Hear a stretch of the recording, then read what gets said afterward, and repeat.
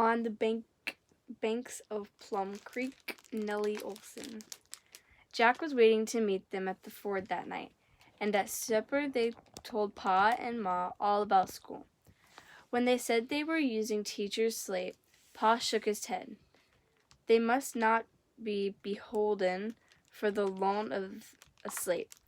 Next morning he took his money out of the fiddle box and counted it. He gave Mary a round silver piece to buy a slate. "There's plenty of fish in the creek," he said. "We'll hold out till wheat harvest." "There'll be potatoes pretty soon, too," said Ma. She tied the money in a handkerchief and pinned it inside Mary's pocket. Mary clutched that pocket all the way along the prairie road. The wind was blowing, butterflies and birds were flying over the waving grasses and wildflowers.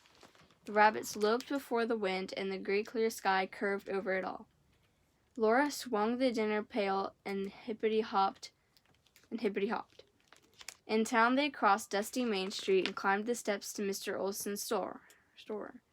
Pa had said to buy the slate there. Inside the store there was a long board counter. The wall behind it was covered with shelves, full of tin pans and pots and lamps and lanterns, and bolts of colored cloth. By the other wall stood plows and kegs of nails and rolls of wire. And on that wall hung saws and hammers and hatchets and knives. A large round yellow cheese was on the counter, and on the floor in front of it was a barrel of molasses, and a whole keg of pickles, and a wooden box full of crackers and 2 tall wooden pails of candy. It was Christmas candy, 2 big pails full of it. Suddenly the back door of the store burst open, and Nellie Oleson and her little brother Willie came bouncing in. Nellie's nose wrinkled at Laura and Mary, and Willie yawed at them. See.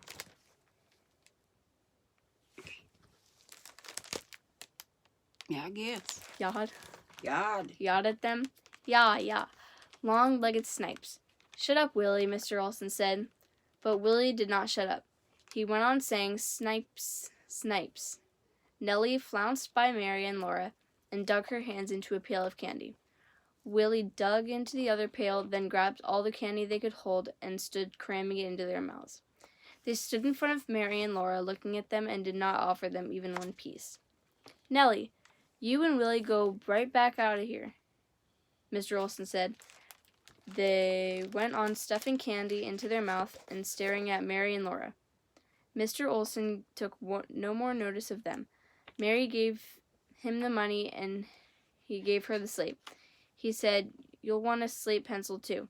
Here's one. 1 penny. Nellie said, "They haven't got a penny." "Well, take it along and tell your pa to give me the penny next time he comes into town," said Mr. Oleson. "No, sir, thank you," Mary said. She turned around, and so did Laura, and they walked out of the store. At the door, Laura looked back, and Nellie made a face at her. Nellie's tongue was streaked red and green. Did you just bring that ice cream in here? Yeah. Okay. Nellie's tongue was streaked red and green from the candy. "My goodness," Mary said. "I couldn't be as mean as that Nellie Oleson." Laura thought, I could be meaner to her than she is to us if Ma and Pa would let me." They looked at their slate's smooth, soft, gray surface and its clean, flat wooden frame, cunningly fitting together at the corners. It was a handsome slate. But they must have a slate pencil. Pa had already spent so much for the slate that they hated to tell him that they must have another penny. They walked along soberly till suddenly Laura remembered their Christmas pennies.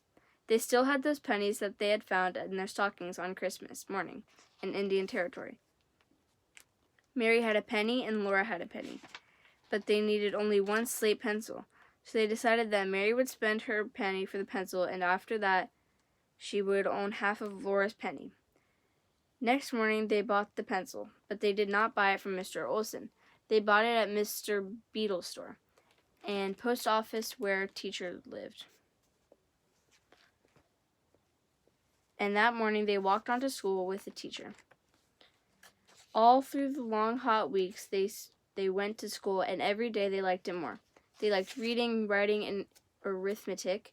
They liked spelling down on Friday afternoons. And Laura loved recess, when the little girls rushed out into the sun and wind, picking wildflowers among the prairie grasses and playing games. The boys played boys' games on one side of the schoolhouse. The little girls played on the other side, and Mary sat with the other big girls ladylike on the steps. The little girls always played Ring Around the Rosie because Nellie Oleson said to. They got tired of it, but they always played it, till one day before Nellie could say anything. Laura said, "Let's play Uncle John." Let's, the girls said, taking hold of hands. But Nellie grabbed both hands full of Laura's long hair and jerked her flat on the ground. "No, no," Nellie shouted. "I want to play Ring Around the Rosie." Laura jumped up and her hand flashed out to slap Nellie. She stopped it just in time. Pa said she must never strike anybody. "Come on, Laura," Christy said, taking her hand. Laura's face felt bursting and she could hardly see, but she went circling with the others around Nellie. Nellie tossed her curls away, flounced her skirt because she had her way. Then Christy began singing, and all the others joined in. "Uncle John is sick abed, what shall we send him?" "No, no, Ring Around a Rosie," Nellie screamed, "or I won't play." She broke through the ring, and no one went after her. "All right, you get in the middle, Maud," Christy said. They began over. "Uncle John is sick abed, what shall we send him?" "A piece of pie, a piece of cake, apple and dumpling." "Apple and dumpling. What shall we send it in?" "A gold saucer." "Who shall we send it by?" The governor's daughter." "If the governor's daughter ain't at home, who shall we send it by?" When all the girls shouted, "By Laura Ingalls," Laura stepped into the middle of the ring, and they danced around her. They went on playing Uncle John till the teacher rang the bell.